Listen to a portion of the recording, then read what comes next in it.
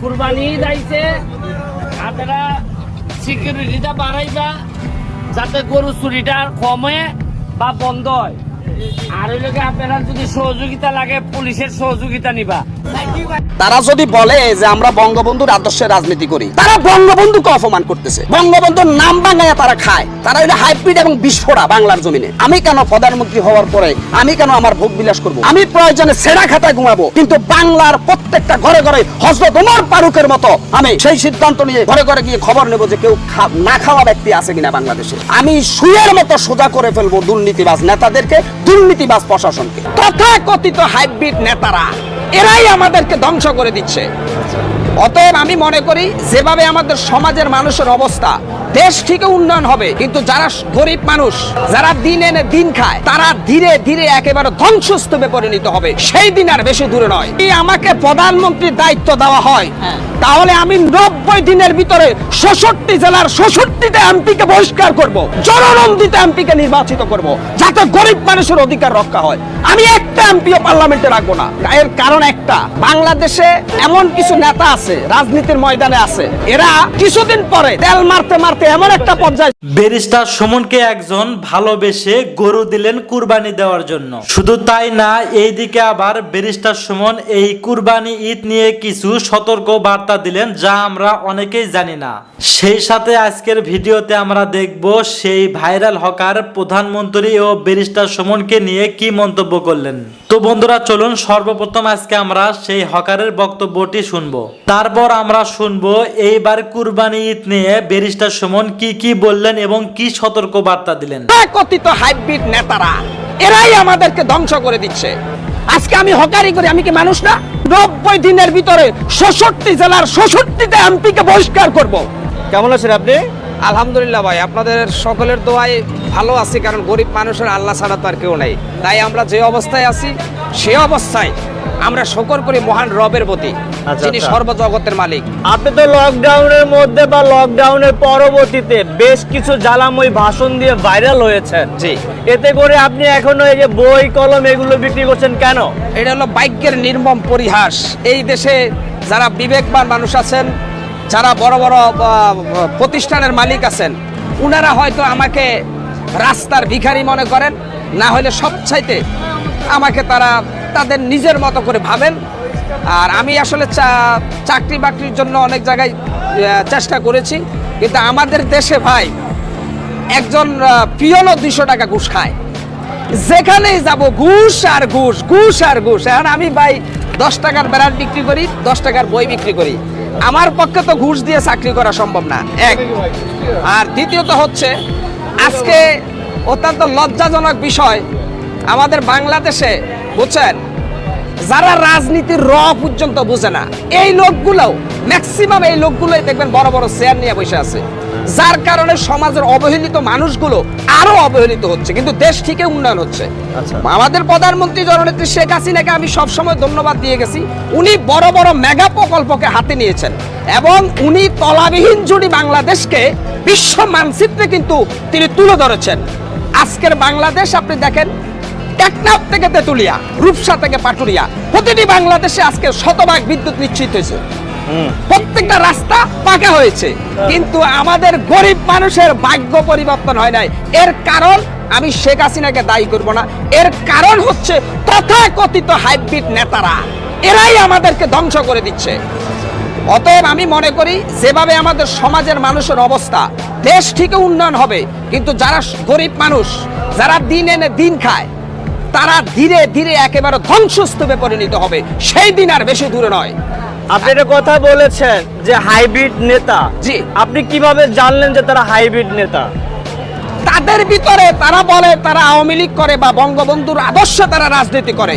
বঙ্গবন্ধু রাজনীতি করেছে গরিব দুঃখী মেহনতি মানুষকে বাংলার মাটিতে খেয়ে পড়ে স্বাধীনভাবে বসবাসের জন্য তিনি রাজনীতি করেছে, কিন্তু এরা বঙ্গবন্ধুর সাইনবোর্ড গলায় দিয়ে, আওয়ামী লীগের তকমা গায়ে দিয়ে ওরা শুধু লুটপাট আর ওদের পকেট ভরাতে ব্যস্ত, যেটা বিগত লকডাউনে প্রমাণ হয়ে গেছে। আপনাকে যদি আমাকে প্রধানমন্ত্রীর দায়িত্ব দেওয়া হয়, তাহলে আমি 90 দিনের ভিতরে 66 জেলার 66টা এমপিকে বহিষ্কার করব, জননন্দিত এমপিকে নির্বাচিত করব, যাতে গরিব মানুষের অধিকার রক্ষা হয়। আমি একটা এমপিও পার্লামেন্টে রাখবো না। এর কারণ একটা, আজকে আমি অতীত বলেছি, বাংলাদেশে এমন কিছু নেতা আছে, রাজনীতির ময়দানে আছে, এরা কিছুদিন পরে তেল মারতে মারতে এমন একটা পর্যায়ে চলে যায়, লতিফ সিদ্দিকীর মতো হয়ে যায়। কি বলে না বলে কথার কোনো সাইজ নাই। আপনাকে আমি একটা কথা বলছেন যে হাইব্রিড নেতা কিভাবে, আমি বলছি। একজন মন্ত্রীর ব্যবহার শুনে জনগণের কলিজা ঠান্ডা হয়ে যাওয়ার কথা, কিন্তু আমাদের দেশের তথাকথিত কিছু এমপি মন্ত্রীর কথা শুনলে মানুষ স্টক করে ভয়ে। এটা কি রাজনীতি নাকি? আজকে আমি হকারি করি, আমি কি মানুষ না? আমার নোয়াখালী বাড়ি ওবায়দুল কাদেরের এলাকায়, আমার কোন দলের সাথে যদি সম্পৃক্ততা প্রমাণ করতে পারে, আমি নিজের গলায় দড়ি দিয়ে আত্মহত্যা করবো। আমি রাজনীতি করি না, কিন্তু আমি শেখ হাসিনাকে 2008 সালের নির্বাচনে আমি ভোটার হয়েছি। প্রথম ভোটটা আমি নৌকার মাঝখানে দিয়েছি। কেন দিয়েছি? 2001 সালে আমি যখন ছোট ছিলাম, আমি দেখলাম যে আমাদের তেমন একটা উন্নয়ন হয় নাই। সবাই বলছে যে উন্নয়নের জন্য শেখ হাসিনাকে দরকার, পরিবর্তনের জন্য নৌকা দরকার। আমাকে সবাই, আমার দেশে বাংলাদেশে প্রত্যেকটা জায়গায় নৌকার জোয়ার উঠেছে 2001-এ। কারণ ফখরুদ্দিন মঈনুদ্দিন যখন দেশটাকে খাইছে 2 বছর, তারা আসছিল 90 দিনের জন্য। এই ফখরুদ্দিন মঈনুদ্দিন বাংলাদেশকে ধ্বংস করে দিছে। তখনই আমরা সবাই শেখ হাসিনার পক্ষে চলে গেছি যে নৌকাকে জিতাতে হবে, বাংলাদেশে আওয়ামী লীগকে পুনঃপ্রতিষ্ঠিত করতে হবে।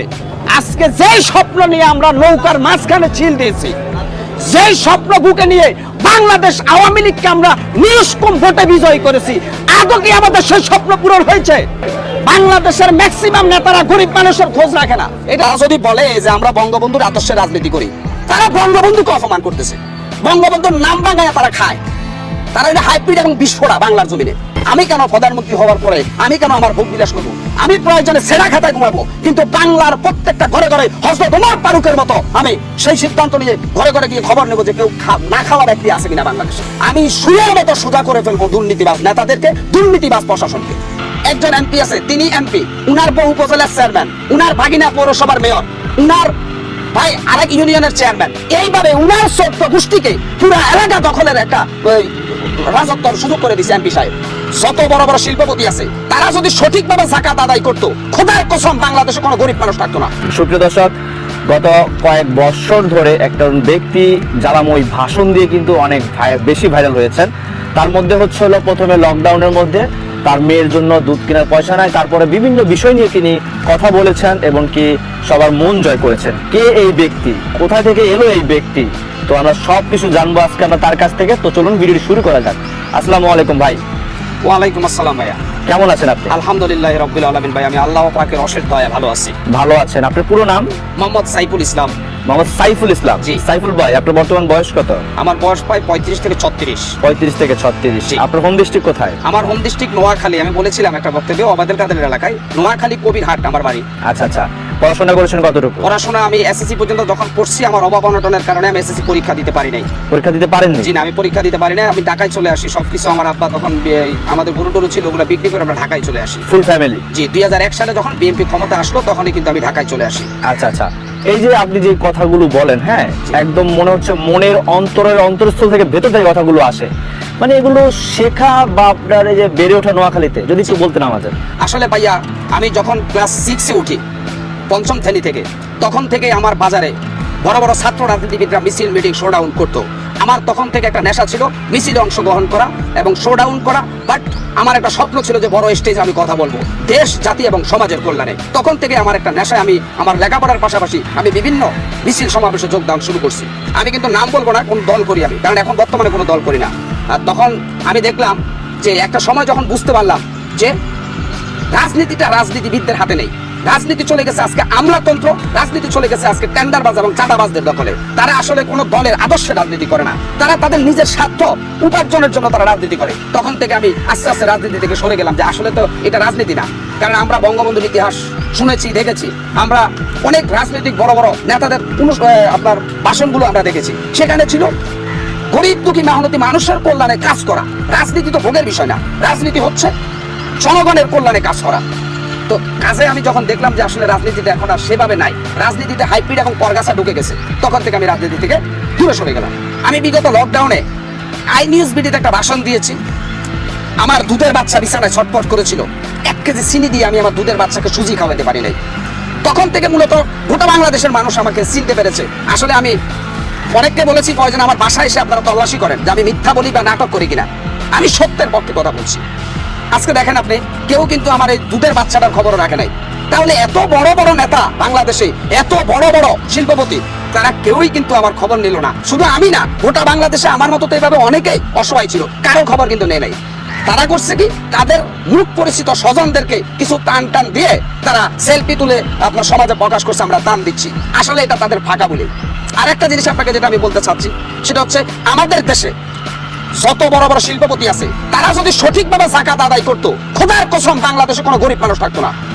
খোদার কসম খেয়ে বলতে পারি, কারণ তারা জাকাত দেয় না। তো তারা জাকাত দেয় মাইকিং করে, মানুষকে 200 টাকা শাড়ি একটা কিনে দেয়, সেখানে অনেকে জাকাত নিতে এসে পদতলে পিষ্ট হয়ে মারা যাচ্ছে। এটা তো জাকাত না, এটা হচ্ছে শয়তানের কাজ ভাই। আপনি জাকাত দিবেন কিভাবে? বিশ্বনবী তো বলেছে ডাইন হাতে দান করা যাতে বাম হাত পর্যন্ত টেন না পায়। আমাদের সমাজে যারা আজকে দান নামে এই যে সদকা দেয়, তারা হচ্ছে অ্যাডভার্টাইজ করে, বুঝছেন?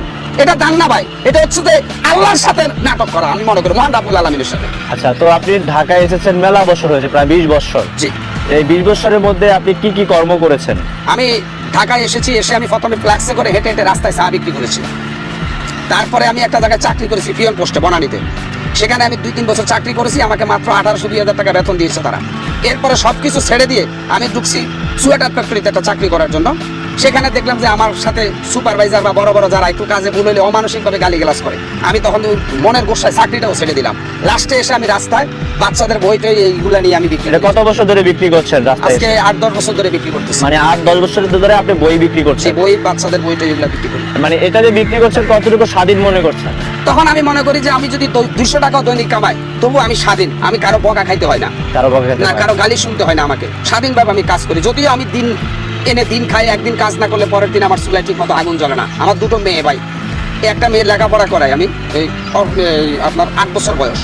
এই আমি লেখাপড়া করাতে গিয়ে বা এই যে হকারি করে যেগুলো বিক্রি করি, তা দিয়ে আমি আসলে মানে সত্যি কথা বলতে পাই কোনো রকম খেয়ে দিয়ে বেঁচে আছি। এর চেয়ে ভালো অবস্থানে নেই। এই যে লকডাউনে 2টা বছর গেল, জি। হ্যাঁ, আপনি যখন ক্যামেরার সামনে আসলেন তার আগ মুহূর্তে জি বেশ একটা সময় পার হয়েছিল। জি। তো লকডাউনের আগে যে ইনকাম করেছেন বা লকডাউনের মধ্যে ইনকাম বন্ধ হয়ে গিয়েছিল, জি। এর প্রভাবটা কতটুকু পড়েছিল আপনার জীবনে? আমার জীবনে যে প্রভাবটা পড়ছে সেটা হচ্ছে আমার বউকে আমার বাচ্চা সহ শ্বশুর বাড়িতে ফেলে রেখেছি। আমার শ্বশুর বাড়ির আর্থিক অবস্থাটা একটু ভালো, কিন্তু তারা আমাকে অনেক খোটা দিয়েছে। আমার বাচ্চাদেরকে, আমার বউকে তারা অনেক কিছু বলেছে যে এভাবে আমরা কার কাছে মেয়ে বিয়ে দিলাম, ও খাওয়াইতে পারে না, বাচ্চা খাওয়াইতে পারে না। কারণ আমি তো কি কাজ করি শ্বশুর বাড়িতে আসলে আমি জানাই না, লজ্জার কারণে, যে আমি রাস্তা হকারি করি। এটা আসলে কেউই জানাতে চাইবে না। না জানানোর ফলে তারা অনেক ধরনের তাচ্ছল্য অবহেলা করছে। এবং আমি আমার শ্বশুর বাড়িতে যখন বাচ্চাকে দেখতে গেছি মাঝখানে, এই যে লকডাউনের একটা ভাষণ দেওয়ার পরে, তখন দেখছি যে আমার শ্বশুর বাড়িতে আমার কোনো ন্যূনতম সম্মান বোধ নেই। সবাই এলাকার মানুষ বলতেছে কি মেয়ে বিয়ে দিচ্ছেন, মেয়ে জামাই মেয়েরে খাওয়াইতে পারে না, এসে আপনাদের ঘাড়ের উপরে পড়ে দিছে। লজ্জায় আমি এক রাত থেকে শ্বশুর বাড়ির থেকে সকালবেলা নাস্তা না করে আবার ঢাকা আসে, আমি তখন ওই মহল্লায় গিয়ে বাচ্চাদের বই বিক্রি করে 100-200 টাকা পেয়ে আমি এগুলা খাইছি। আমার বউকে বলছি যে বাবার তোদের বাড়িতে আমি যে শ্বশুর বাড়ি, ওখানে তো সম্মান নাই, বরং ওরা আমাকে এক থাপ্পড় দিতেছে আর ভাত দিতেছে 1 প্লেট। এটা তো খাওয়া সম্ভব না আমার পক্ষে। প্রয়োজন আমি এর থেকে তো আমার মরাই ভালো। অতএব ওই লকডাউনে আমি জীবনে যে কষ্ট পেয়েছি, আমি মৃত্যুর 1 সেকেন্ড আগ পর্যন্ত বলবো না যে ভাই এইরকম কষ্ট যেন পৃথিবীতে কারো জীবনে না আসুক। শুধু আমি একা না, আপনি দেখেন যারা আমার মতো কাজ করে প্রত্যেকের ভাই চোখের পানিতে বিছানার বালিশ ভিজে গেছে লকডাউনে। কিন্তু আমার দুঃখ একটা, এত কোটি কোটি টাকা বাজেট হয় বাংলাদেশে, এত বড় বড় শিল্পপতিরা আছেন, তারা কিভাবে পারলেন এই লকডাউনে চোখ বন্ধ করে থাকতে? তারা কিন্তু আসলে ভাই বিশ্বাস করেন কোনো গরিব মানুষের খোঁজ নেয় নাই। যদি নিয়ে থাকে কেউ বলে, তাহলে তারা নিচে তাদের স্বজন প্রীতি করে, মানে মুখ সেনা কয়েকজনকে প্রাণ দিয়েছে। কিন্তু যারা অকাতরে মানবতর জীবন যাপন করেছে, তাদের ঘরে ঘরে গিয়ে তারা খবর নেয় নাই। কারণ আসলেই তারা যে ছন্দবেশী রাজনীতিবিদ, তারাই যে সুবিধাবাদী, তারাই যে মূলত মানুষ ধ্বংস করার এক বড় ধরনের মরণাস্ত্র, সেটা কিন্তু আমরা গরিব মানুষ বুঝেছি। এখন কষ্ট করতে পারেন আপনি হয়তো যে আমি কেন আজকে প্রধান্বিত হয়ে বক্তব্য দিচ্ছি। আমার মূলত প্রধান্বিত হচ্ছে আমি শেখ হাসিনার সাথে সাক্ষাৎ করতে চাই, আমি প্রধানমন্ত্রীকে 2 মিনিট কথা বলতে চাই একজন হকার হিসাবে। কিন্তু আমার দেশে হয়তো সেটা সম্ভব হবে না, কারণ প্রধানমন্ত্রী তো দূরের কথা ভাই, একজন এমপির সাথে দেখা করতে গেলেও 40 জোড়া জুতা ক্ষয় করা লাগে। এই হচ্ছে বাংলাদেশ। আচ্ছা, আরেকটা বিষয় বলি, আপনি আমাদের মাধ্যমে গত কয়েকদিন আগে একটি কথা বলেছিলেন, যদি আপনি প্রধানমন্ত্রী হতে পারেন, হ্যাঁ, জি। তাহলে 64 জেলার 64 নেতাকে আপনি আগে কি করবেন, বরখাস্ত করবেন। জি। মানে এই বিষয়টা উঠে আসার পরবর্তীতে আপনি কি মানে মনে করছেন যে তাদেরকে বরখাস্ত করলে পরিবর্তন আসবে? আসলে আমি 66 জেলা যদি বলি, বর্তমানে বাংলাদেশে আসন সংখ্যা 300। আমি অনেক দ্রুত বলতে গিয়ে সেটা হয়তো বলতে পারি নাই। আমি মনে করি বর্তমানে যে ধরনের এমপি আছে, কয়েকজন ভালো আছে, সবাই খারাপ না। মেজরিটি পার্সেন্ট আপনার দুর্নীতি, মেজরিটি পার্সেন্ট স্বজনপ্রীতি দখলবাজ করতেছে। যেমন একজন এমপি, আমি নাম ধরবো না, আমার বাংলাদেশে একজন এমপি আছে, তিনি এমপি, উনার বউ উপজেলার চেয়ারম্যান, উনার ভাগিনা পৌরসভার মেয়র, উনার ভাই আরেক ইউনিয়নের চেয়ারম্যান। এইভাবে উনার 14 গোষ্ঠীকে পুরো এলাকা দখলের একটা রাজত্ব সুযোগ করে দিচ্ছে এমপি সাহেব। কিন্তু যারা প্রবীণ ছাত্রলীগ করছে বা যুবলীগ করছে, যারা কষ্ট করে রাজনীতি করেছে, তারা কোনো পদ পর্যন্ত পায় না। এবং তারা যখন বিভিন্ন জায়গায় নমিনেশন চাইছিল, তাদেরকে নমিনেশন দেওয়া হয় নাই, তাদেরকে উৎখাত করে দেওয়া হয়েছে। এই জন্য তারা ক্ষোভে আস্তে আস্তে কিন্তু এইভাবে আওয়ামী লীগ থেকে সরে যাচ্ছে কর্মীরা। আপনি একটা যদি বলতে পারেন যে আওয়ামী লীগ থেকে কর্মীগুলো আজকে সরে যাচ্ছে, যারা ত্যাগী কর্মী, আওয়ামী লীগ বা বিএনপি, যে দুইটা বাংলাদেশের দল। আমি মনে করি যে একটা দল কখনো দেশের ক্ষতি চায় না, কিন্তু এই যে সুবিধাবাদী যে লোকগুলো আছে, আজকে আওয়ামী লীগ দেশে এত উন্নয়ন করার পরেও, শেখ হাসিনা মেট্রো রেল, পদ্মা সেতু থেকে শুরু করে এত উন্নয়ন করার পরেও আজকে যদি জনপ্রিয়তা যাচাই করা হয় নিরপেক্ষ দৃষ্টিতে, তাহলে আওয়ামী লীগের জনপ্রিয়তা কিন্তু আজকে শূন্যের কোঠায় এসেছে। আপনিও কি এক সময় আওয়ামী লীগ করতেন? আমি তো বলেছি যে আমার জীবনের প্রথম ভোটটা 2008 সালের নির্বাচনে আমি নৌকার মাঝখানে দিয়েছি। আল্লাহকে সাক্ষী রেখে বলছি, যদি কেউ বিশ্বাস না করে তাহলে সে মুসলমান না। আমার জীবনের প্রথম ভোটটা আমি জননেত্রী শেখ হাসিনাকে ভালোবেসে নৌকার মাঝখানে দিয়েছি। কিন্তু এখন তো আমি আওয়ামী লীগের প্রতি আমার তো সন্তুষ্ট না, কারণ শেখ হাসিনার প্রতি সন্তুষ্ট, কিন্তু আমি তো সুবিধা পাচ্ছি না, নাগরিক সুবিধা। ক্ষুধা এবং দরিদ্র মুক্ত বাংলাদেশ গড়ার যে স্লোগান শেখ হাসিনা দিয়েছে, এই নেতারা যদি বড় বড় পদে থাকে, কিয়ামত পর্যন্ত ক্ষুধা এবং দরিদ্র মুক্ত বাংলাদেশ হবে না। এটা আমার পরিষ্কার কথা। এই জন্য আমি বলছি, আমি প্রধানমন্ত্রীর সাথে প্রয়োজনে সাক্ষাৎ করে বলতে চাই যে কিভাবে ক্ষুধা এবং দরিদ্র মুক্ত বাংলাদেশ গড়া সম্ভব না। আগে আপনাকে ভালো জমিনে ভালো ফসল ফলাইতে গেলে যেভাবে আগাছা পরিষ্কার দরকার, দুর্নীতিবাজ নেতাদেরকে প্রমাণ পাওয়ার সাথে সাথে দল থেকে বহিষ্কার করে দিতে হবে। আচ্ছা, এখানে আমি আরেকটা বিষয় বলতে চাই। আমরা বিভিন্ন ছবিতে দেখেছি ফাটাকেষ্টকে 3 দিন বা 1 সপ্তাহ সময় দেওয়া হয়। জি, জি, জি। সেজন্য আমরা আপনাকে বাংলার ফাটাকেষ্ট বলছি। আপনি যদি এই বাংলার ফাটাকেষ্ট হিসেবে যদি 1 সপ্তাহ সময় পান, প্রথমে কি কাজটি করবেন? হ্যাঁ, আমি যদি 1 সপ্তাহ সময় পাই, আমি প্রথমে ওই যে বলেছি, যাদের বিরুদ্ধে মোটামুটি দুর্নীতির অভিযোগ আছে প্রত্যেকটা এমপিকে আমি তাড়াতাড়ি করে বহিষ্কার করে দেবো। এরপরে যত বড় বড় শিল্পপতি আছে বাংলাদেশে, প্রত্যেকটা শিল্পপতির উপরে যাকাত প্রদানকে বাধ্যতামূলক করবো, যাতে বাংলার কোনো মানুষ অধিকার বঞ্চিত না হয়। আরো একটি কাজ করবো আমি, সেটা হচ্ছে যারা অবৈধ সম্পত্তির মালিক, হাজার হাজার কোটি টাকার মালিক যারা, তাদেরকে যদি আমি তদন্ত করে দেখতে পাই যে তাদের এই সম্পদ অবৈধ, সমস্ত সম্পত্তি আমি রাষ্ট্রীয় কোষাগারে জমা নিব। রাষ্ট্রীয় কোষাগারে আমি জমা নিব ওদের সম্পত্তি। অর্থাৎ ওদেরকে আমি শুধু কোন রকম খেয়ে পরে বাঁচার জন্য কিছু টাকা দেবো, আর বাকি টাকা সব রাষ্ট্রীয় কোষাগারে আমি জমা দিয়ে দিব, যে এই টাকা তোমার না, এটা জনগণের টাকা, জনগণের কল্যাণে খরচ করা হবে। আচ্ছা, এখন বিষয় হচ্ছে, এখন বর্তমান যারা এই যে হয়তো বা অনেকেই আছে করে, অনেকে করে না, হ্যাঁ, এদের মধ্যে অনেকেই আছে যে আগে নিজের আখের গোছায়। আপনি কি এমনটি করবেন না? আসলে অনেকে কিন্তু আমাকে কমেন্ট করে বলছেন যে আপনাকে দায়িত্ব দিলে আপনি পারবেন না। ভারতের নরেন্দ্র মোদী নাকি চা বিক্রি করে আজকে ভারতের প্রধানমন্ত্রী হয়েছে। নরেন্দ্র মোদী একজন চা বিক্রেতা যদি প্রধানমন্ত্রী হতে পারে, আব্রাহাম লিঙ্কন আমেরিকার প্রেসিডেন্ট ছিল, তিনি চা দোকানে মেসিয়ারি করেছে, রাস্তায় পত্রিকা বিক্রি করেছে। উনি যদি আমেরিকার প্রেসিডেন্ট হতে পারে, আমি একজন হকার হয়ে কেন বাংলাদেশের প্রেসিডেন্ট হতে পারবো না? অবশ্যই অবশ্যই পারবো। এর কারণ হচ্ছে মাস্টার ডিগ্রি আমি পাশের দরকার হয় না, আমার মাস্টার ডিগ্রির পাশের দরকার। আমার কথা হচ্ছে সব সাহস হচ্ছে পৃথিবীর সবচেয়ে বড় হাতিয়ার। সৎ সাহসিকতার উপরে কোনো অস্ত্র হয় না। আমি যদি সৎ সাহসিকতা নিয়ে একটা রাষ্ট্র পরিচালনা করি, না, আমি জানি যে কোন জায়গায় হাত দিতে হবে, কাকে কোথায় পাঠাতে হবে। আমি প্রথমে প্রশাসনের রদবদল করবো। কোন মাদক সেবনকারী প্রশাসন, কোন প্রশাসনে আমি চাকরিতে রাখবো না। আমি প্রয়োজনে তাদেরকে টেস্ট করবো ডাক্তারি ভাবে যে তাদের শরীরে মাদক আছে কিনা, কারণ একজন মাদকসক্ত লোক তো প্রশাসনে কাজ করতে পারে না। আমি ওই ধরনের দুর্নীতিবাজ প্রশাসন আমলা যারাই আছে প্রত্যেককে আমি আস্তে আস্তে বরখাস্ত করে দেবো। আমার যদি ওই রকম নিরাপত্তা প্রটোকল দেওয়া হয়, আমি সুয়ের মতো সোজা করে ফেলবো দুর্নীতিবাজ নেতাদেরকে, দুর্নীতিবাজ প্রশাসনকে। আচ্ছা আচ্ছা, আপনার এখন বিষয় হচ্ছে আপনি কতটুকু সুবিধা ভোগ করবেন, একজন সাধারণ জনগণের মতো নাকি একজন বিশাল অধিপতিওয়ালা সাম্রাজ্যের মতন? বিশ্বনবী জনাবে মুহাম্মদুর রাসূলুল্লাহ সাল্লাল্লাহু আলাইহি ওয়াসাল্লাম খেজুর পাতার বিছানায় তিনি দিন কাটিয়েছেন। যাকে সৃষ্টি না করলে পৃথিবী সৃষ্টি হতো না, যার সাথে পৃথিবীর কোনো মানুষের তুলনা হয় না। সেই ব্যক্তি যদি মানবেতর জীবন যাপন করতে পারে, আমি কেন প্রধানমন্ত্রী হওয়ার পরে আমি কেন আমার ভোগ বিলাস করবো?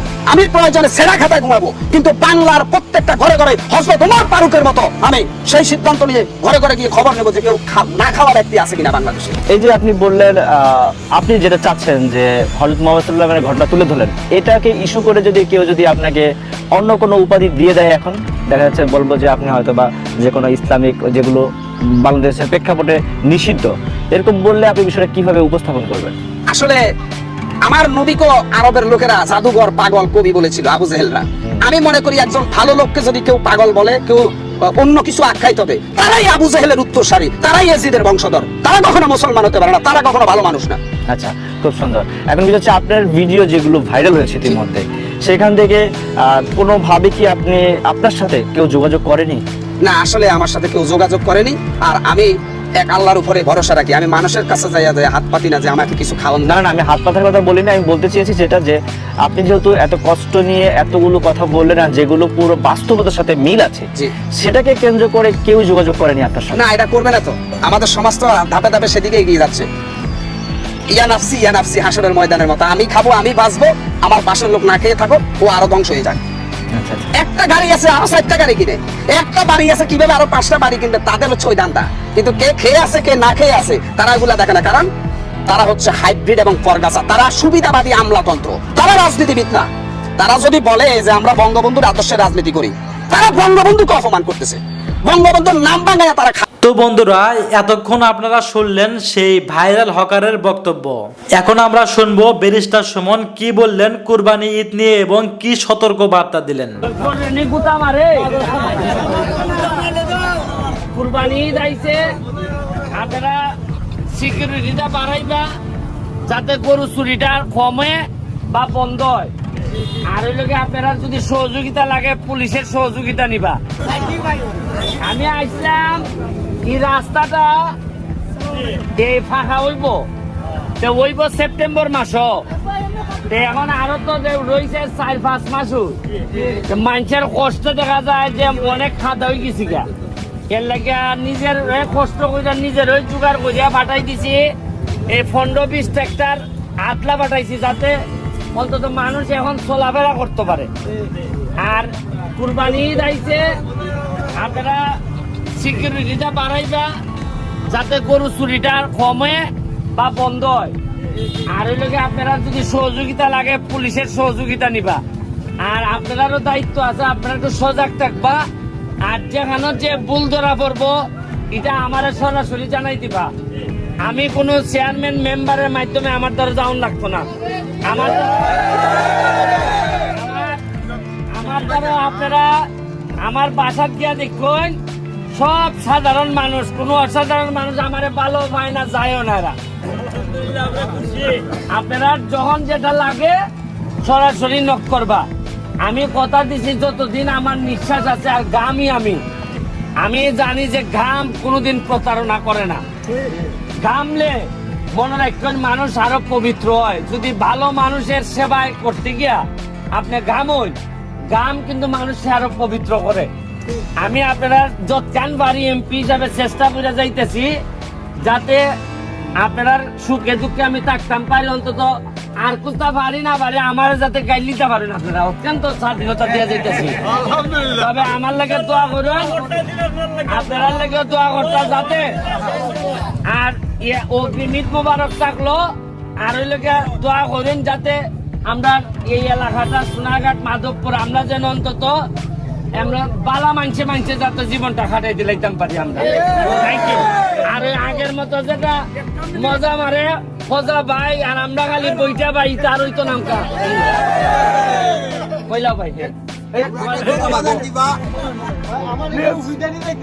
দয়া করে কোনো চেয়ারম্যানের ভক্ত না না না না না, এটা না, এটা না, শাবক তাই এই লাইনে যাইও না, এই লাইনে যাইও না, তাহলে ঠিক আছে।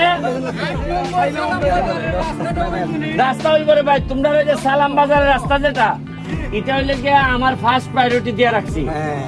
আর আমার সাথে কত হইব খালি রাস্তাঘাট লইয়া সমস্যা লইয়া কত হইব, কথা বুঝছেন নি? আর হইলে গিয়া নির্বাচনে আমার কোনো প্রার্থী নাই, আপনারা যারারে ভাল লাগে আপনারা ভোট দিবা। কথা সব সময় খালি খেয়াল রাখবা যেন আমরা যেন মা মাটি দেশ এই তিনটার সাথে কোনো বেইমানি না করি। Thank you.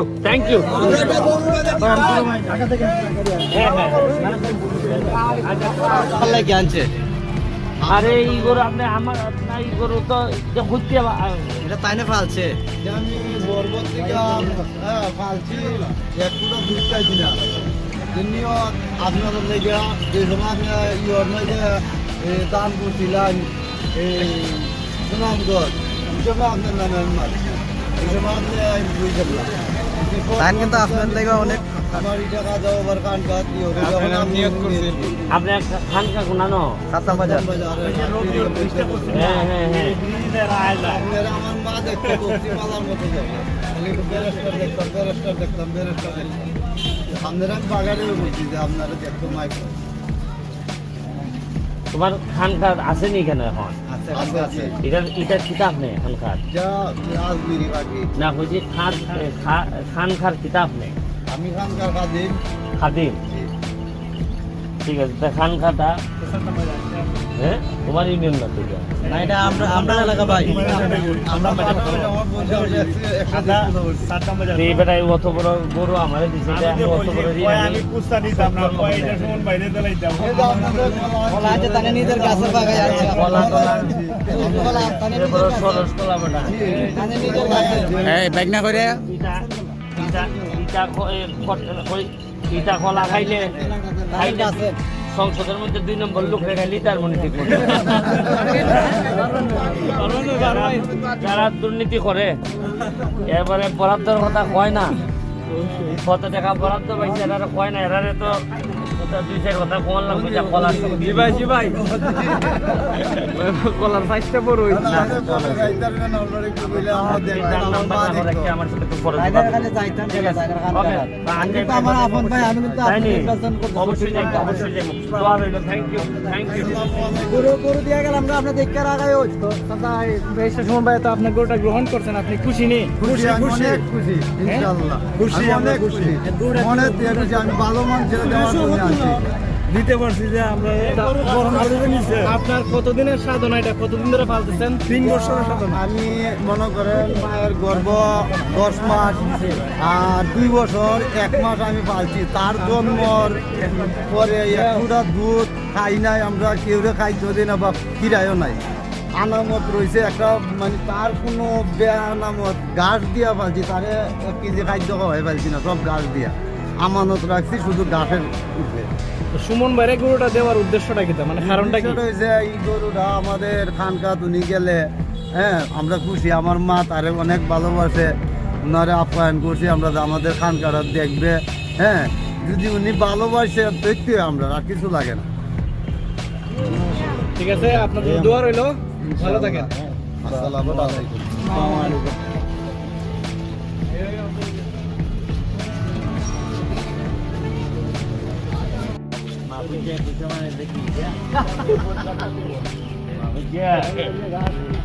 তার গা করে আমার কিছু তো আমি কিন্তু চা বিস্কুট বেশি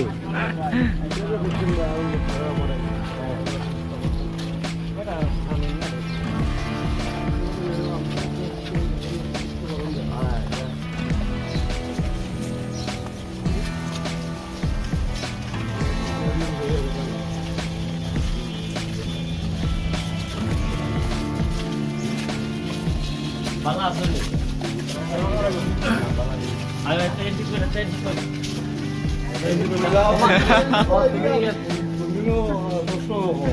ও আচ্ছা আসলে ভালো তুমি এটা মনে করো আমি ঠিক আছে সাত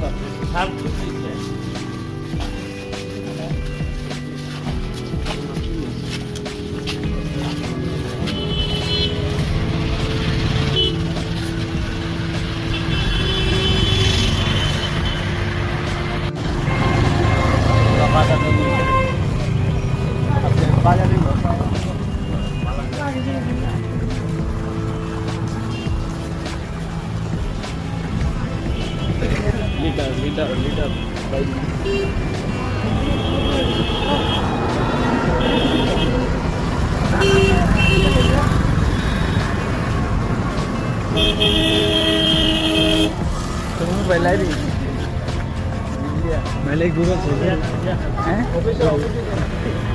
তো বন্ধুরা, এতক্ষণ আপনারা শুনলেন সেই ভাইরাল হকারের বক্তব্য এবং ব্যারিস্টার সুমনের বক্তব্য।